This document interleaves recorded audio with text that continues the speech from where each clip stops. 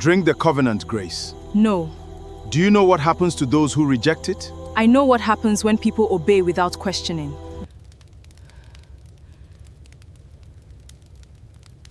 The candle went out the moment Grace Adjei said no, not flickered, not dimmed.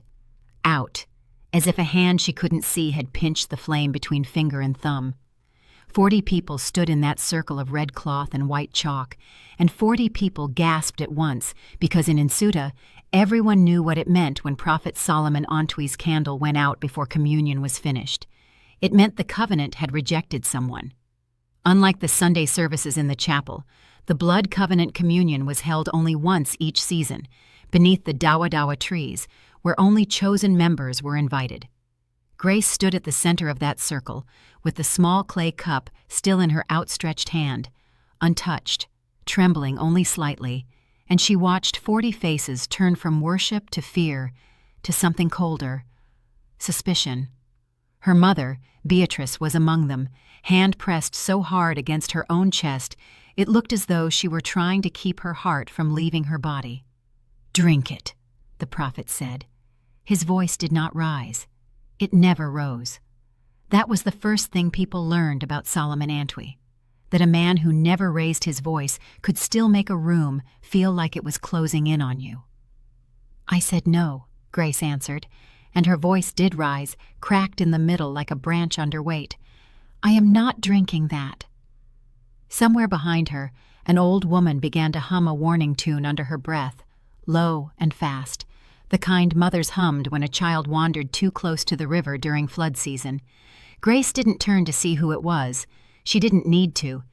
Everyone in Nsuta hummed that tune when something was about to go wrong. If you are new here, welcome. And if you already know what it feels like when your stomach drops before your mind understands why, represent your country in the comments where you're watching from tonight, because by the end of this story, you will understand exactly what Grace understood standing in that circle. Subscribe if you want to see how far one woman's no was willing to travel. 3 weeks earlier, none of this had a name yet. Grace was simply the girl who mixed shea butter behind her mother's stall at Nsuta Market. The girl people said had her late father's stubborn jaw and her mother's soft eyes, an unfortunate combination, the elders liked to joke, because it meant she'd argue you into the ground while looking like she agreed with you the whole time. She had heard of Prophet Antwi the way everyone in the region had heard of him, through testimonies. A woman who could not conceive for 9 years bore twins within a year of joining his congregation. A man whose business had failed 3 times built a transport company that now ran 4 routes to Kumasi. People said his blood covenant communion, held once a season under a red cloth strung between 2 dawa trees, was the reason. They said it sealed you to blessing, the way a signature sealed a contract. Grace's mother had wanted to go for 2 years. Grace had always found a reason to keep them both home. "You don't believe in anything," Beatrice told her one evening, arranging cassava in neat rows on the stall table, not looking up. "That is your father in you. He didn't believe until the day the river took him, and even then I think he was arguing with it on the way down. I believe in things I can see, Mame." "And what have you seen that frightens you so much about a communion?"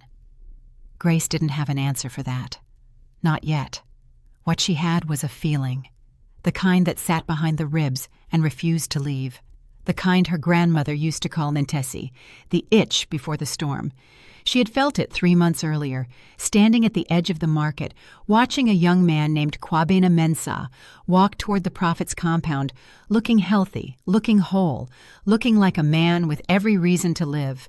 She had not seen Kwabena since. His mother said he'd traveled to Accra for work. His friends said the same, though none of them could say exactly which company, which street, which room he slept in. His fiancée, a quiet seamstress named Vivian, had stopped attending the Sunday gatherings altogether.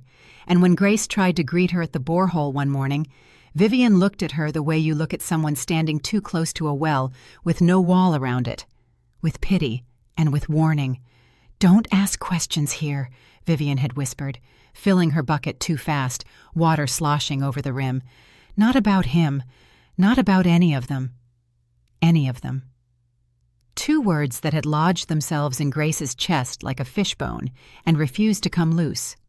So when her mother finally insisted, when Beatrice came home one evening glowing, saying the prophet himself had blessed her stall and predicted a harvest of customers before the month's end, saying it was time, past time, for both of them to be sealed into the covenant.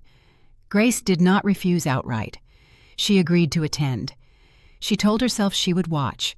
She told herself she would see with her own eyes what happened beneath that red cloth, and if it was nothing, if it was only prayer and palm wine and the ordinary theater of faith, she would drink the cup herself and never speak of her suspicion again. She did not yet know that the moment she stepped inside that circle, she would notice the smell first. Not incense, not myrrh, but something underneath it, something coppery and old that no amount of frankincense could fully cover. She did not yet know that the cup in her hand would be warm in a way holy wine should never be warm. And she did not yet know that somewhere behind the red cloth, in a room no ordinary member of the congregation was permitted to enter, there was a second circle, one drawn not in chalk, but in something else entirely. The candle had already gone out once tonight, and Prophet Antwi was still waiting for his answer. "Drink it," he said again, softer this time, almost gentle, the way a man might speak to a child standing at the edge of something very high. "Or tell all these good people why you won't."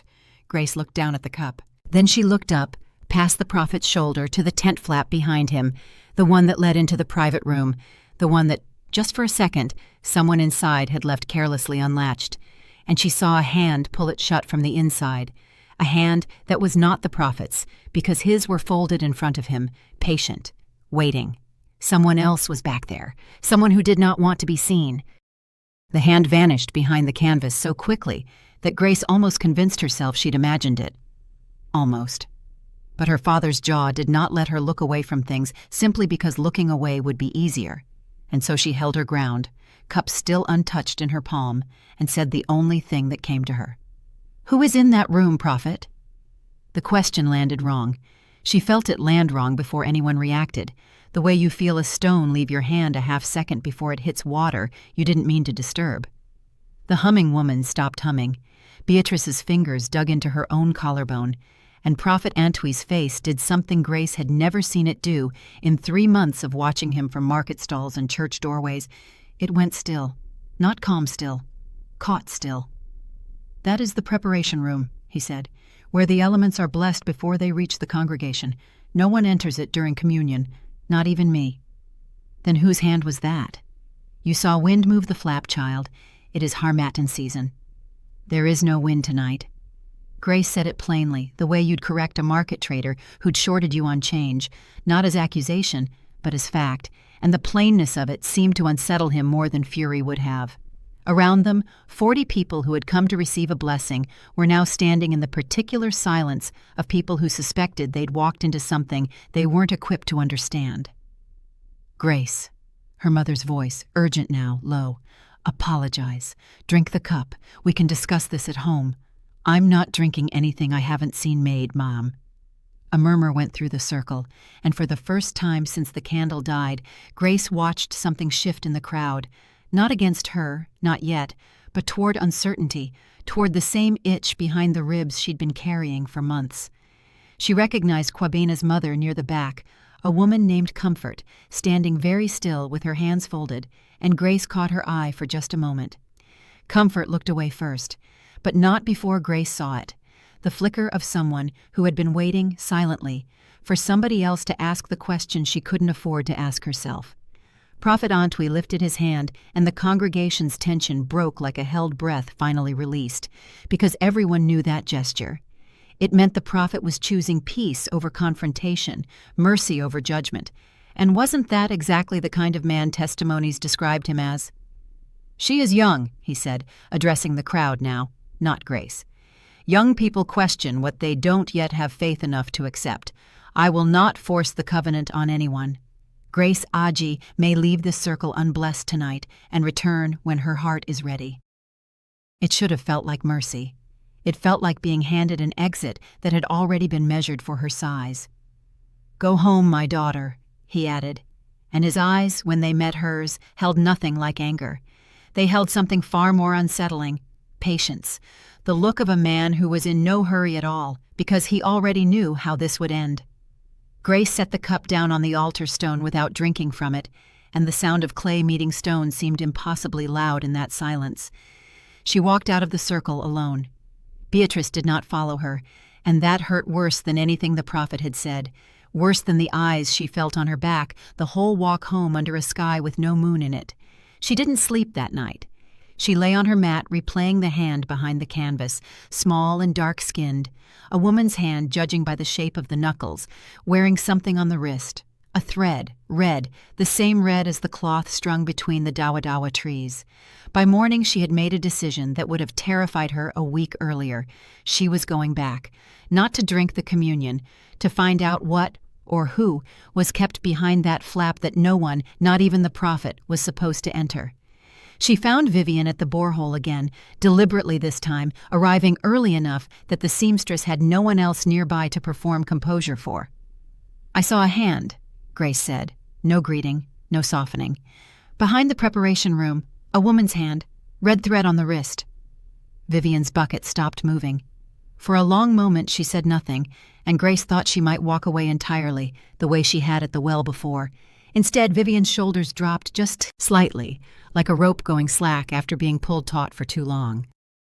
"Kwabena wore red thread," she said, so quietly Grace had to lean in. "On his wrist.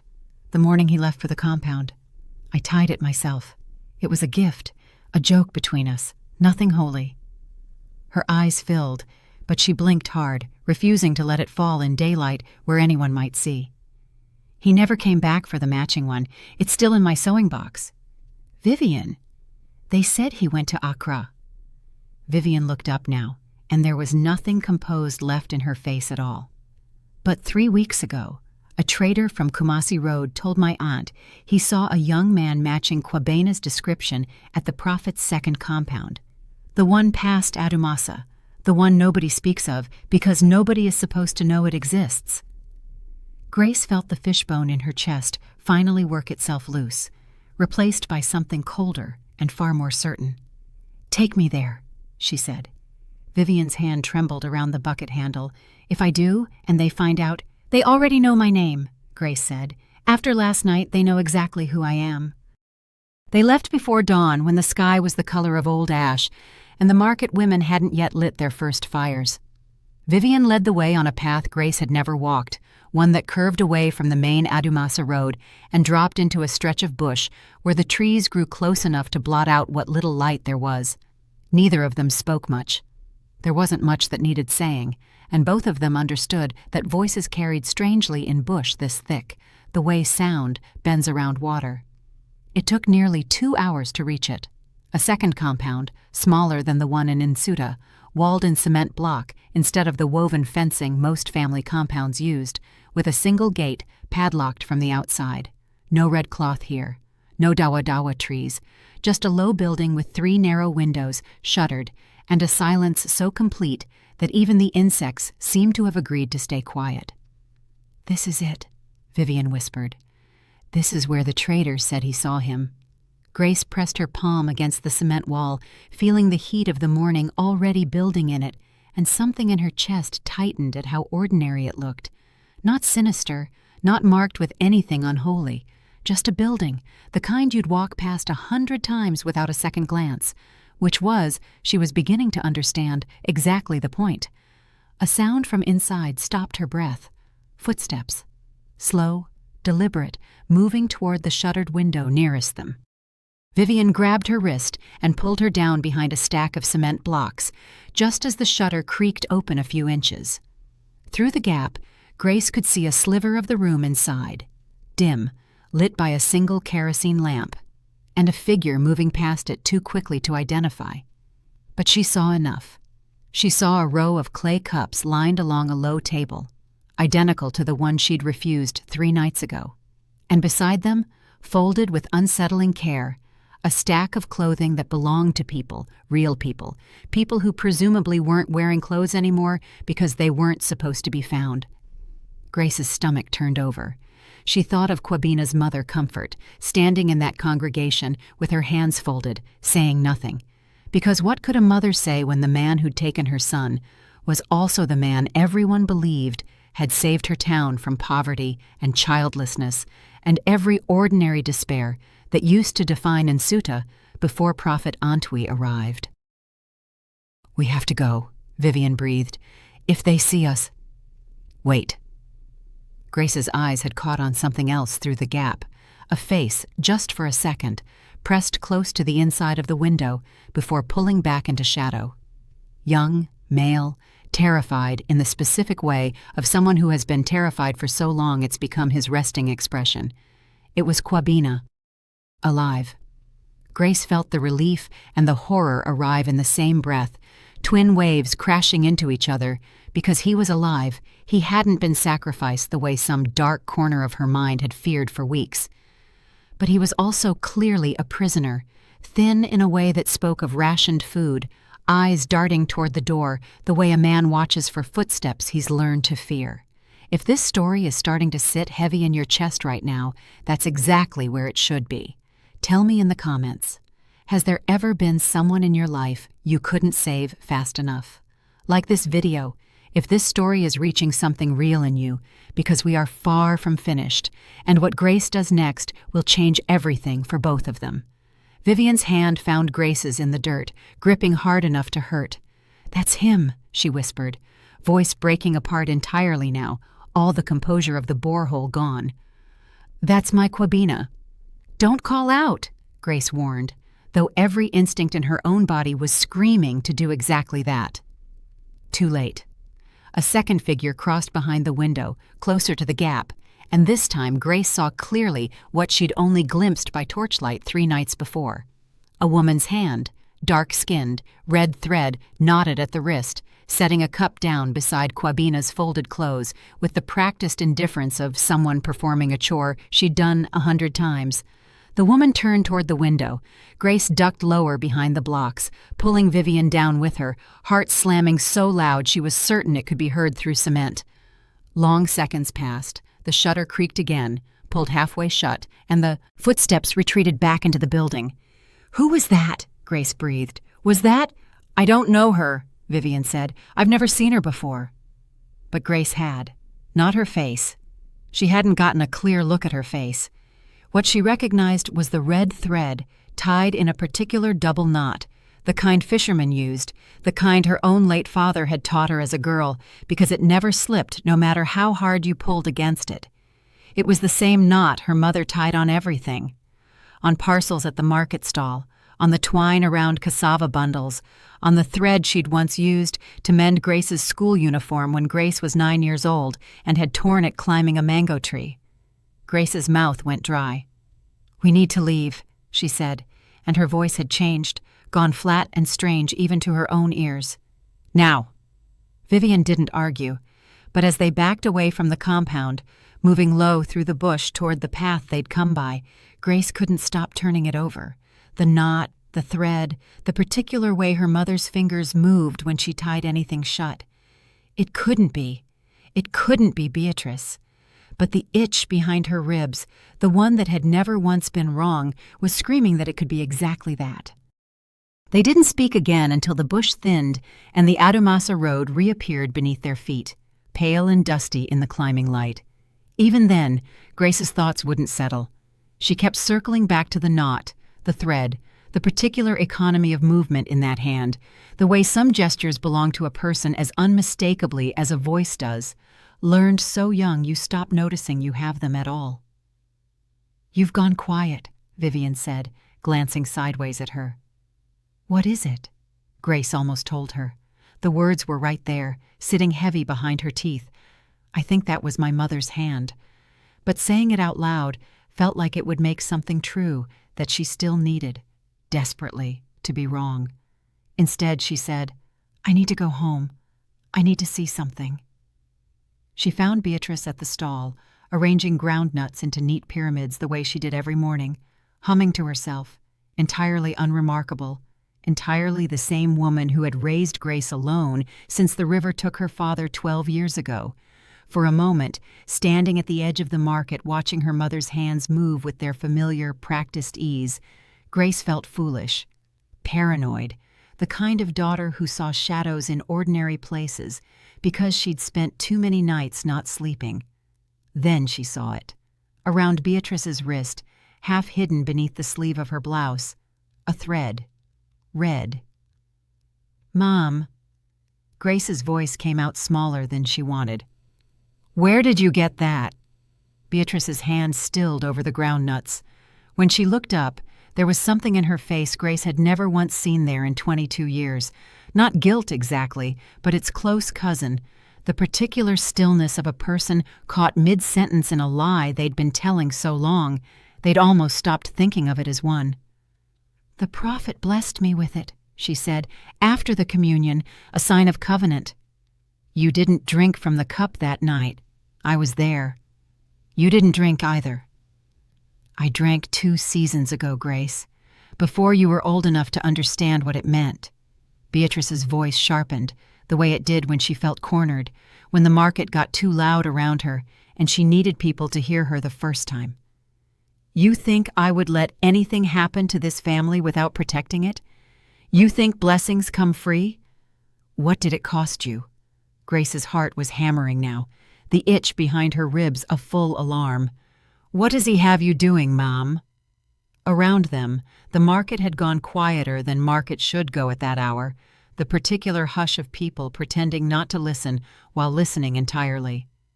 Beatrice's eyes flicked past Grace's shoulder, toward the road, and whatever she saw there made her face change again. Fear, this time, unmistakable. "Go home," she said, low and urgent. "Now, Grace, please." Grace turned, walking toward the stall, unhurried. Flanked by 2 men Grace recognized as elders from the congregation was Prophet Antwi. He wasn't looking at Beatrice. He was looking directly at Grace, and there was no patience left in his expression now, none of the gentleness from the communion circle. What remained was something colder, more exact. The look of a man doing arithmetic, calculating exactly how much a problem was going to cost him. "Grace Adjei."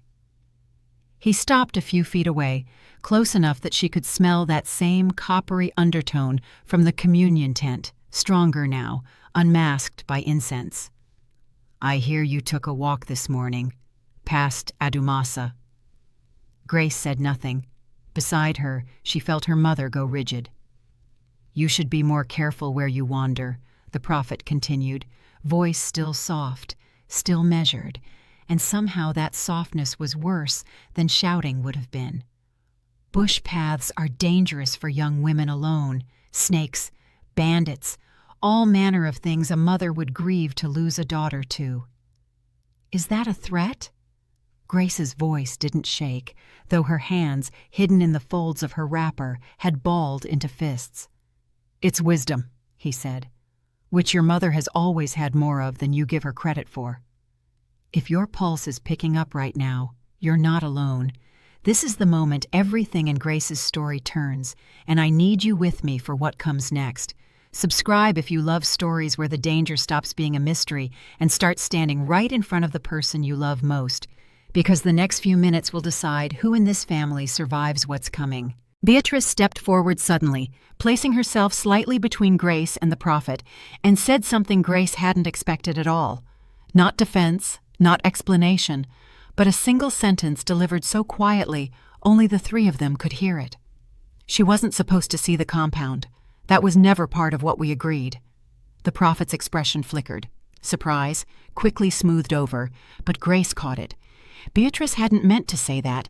It had slipped out, the way true things do when fear cracks the careful shell people build around them. "What we agreed." Grace turned to her mother slowly, the market, the prophet, the 2 silent elders all falling away into background noise, because the only thing that mattered now was the question rising in her throat like floodwater. "Mom," she said, "what exactly did you agree to?" Beatrice's eyes filled, and for the first time since Grace's father died, she looked like a woman about to confess something that had been drowning her for years. Beatrice didn't answer at the stall. She waited until the prophet and his elders had moved on through the market, until the ordinary noise of trading slowly reclaimed the air around them. and only then did she take Grace's hand and pull her toward the narrow path behind the stalls, away from listening ears. 2 seasons ago, your Uncle Nathaniel owed men in Kumasi money he didn't have, she said, voice low, unsteady. Bad men. The kind who don't wait for payment plans. I went to the prophet because everyone said he could fix anything, and he did. The debt disappeared within a week. I never asked how. I told myself not to ask because asking felt like it might undo the miracle. And the cost? He said the covenant required service, not just money. Small things at first. Cleaning the preparation room, carrying supplies to Adumasa. I told myself it was nothing. Chores for a blessing. Beatrice's hands trembled around each other. Then he asked me to bring him names. Young people in debt, young people desperate, young people no one would look too hard for if they left town suddenly. He called it recruitment for his ministry in Accra. I believed him, Grace. I wanted to believe him. Kwabena's name, Grace said. It wasn't a question. Her mother's face crumpled. I didn't know what happened to the ones who went. I swear to you, I didn't know. Not until I saw your face after that communion, until I understood you'd seen something I'd spent 2 years refusing to see myself. Grace felt something break loose in her chest. Grief and fury tangled so tightly together she couldn't separate them. But underneath both was something steadier, the same stubbornness that had made her set the cup down untouched 3 nights ago. Then help me end it, she said. Not confess to me in an alley, Mame. Help me. By the time the district police and 2 officers from the cybersecurity and anti-trafficking unit in Kumasi arrived at the second compound, 4 days later, word had already reached Prophet Antwi that his congregation's quiet had cracked. Vivian's testimony, Grace's account of the shuttered window, and Beatrice's confession, recorded at Grace's insistence on a borrowed phone hidden in a market basket, had traveled faster than the prophet's warnings could contain. They found 6 young people inside the compound, thin, frightened, alive. Kwabena among them, blinking against daylight he hadn't properly seen in weeks, reaching for Vivian's hands the moment they let him through the gate, and holding on like a man afraid the ground itself might disappear if he let go. Prophet Antwi was not among those arrested that first day. He had left before dawn, congregation members said later, taking 2 elders and a locked chest with him, vanishing down the Kumasi road as though he'd rehearsed the exit for years. Some in Nsuda whispered he'd simply start again somewhere new, under a different red cloth, with a different name for his covenant. Others said the itch behind the ribs, the Ntz Grace's grandmother had named so long ago, would follow him wherever he went, because towns talk to each other, and a story like this one doesn't stay contained to one market square. Beatrice was questioned for 3 days. She was not the only mother in Nsuda who had traded a name for a debt cleared. And when 4 other women came forward with the same confession, the same shame, the same fear finally loosened from their chests, the elders of the town understood they had not been protecting a blessing all these years. They had been feeding something. If this story moved something in you, if you've ever had to choose between protecting someone you love and telling the truth that might destroy them, I want to hear it in the comments below, wherever you're watching from tonight. And if you believe stories like Grace's deserve to be told, subscribe and share this with someone who needs to hear that refusing the cup is sometimes the bravest thing a person can do. Grace never did drink from that clay cup, and in the months that followed, she found she didn't need to. The blessing she'd been promised under that red cloth had never been real.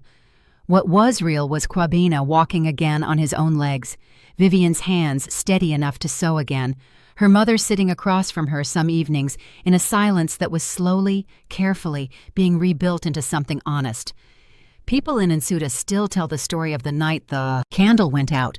Some say it was the wind. Some say it was a warning from ancestors who'd seen enough.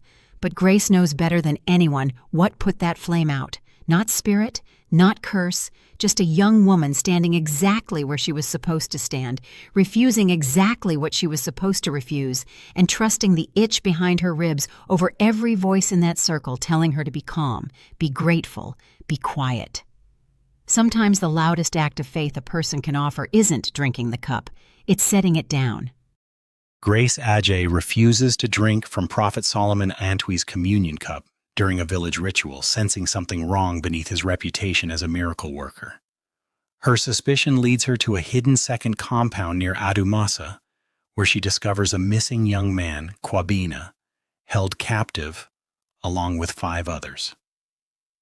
The trail of evidence, a distinctive red thread knot, leads her to a devastating discovery. Her own mother, Beatrice, has been recruiting vulnerable young people for the Prophet in exchange for a cleared family debt. Beatrice confesses, helps expose the operation, and the compound is raided days later. The Prophet escapes, but the captives are freed, and Grace's family begins the slow work of rebuilding trust. Here's the lesson I've learned. Trust built on unexplained miracles is trust built on nothing. The story's real warning isn't about prophets or rituals specifically, but about the danger of accepting a blessing without asking what it costs and who is paying for it. Beatrice's line, "I told myself not to ask because asking felt like it might undo the miracle," captures how willful blindness lets harm continue, not through malice, but through people choosing comfort over scrutiny. Grace's refusal to drink the cup wasn't defiance for its own sake. It was the discipline of trusting what she'd actually seen over what she'd been told to feel. The story rewards that instinct and suggests the harder, more honest act of love is often not protecting someone from a hard truth, but helping them face it.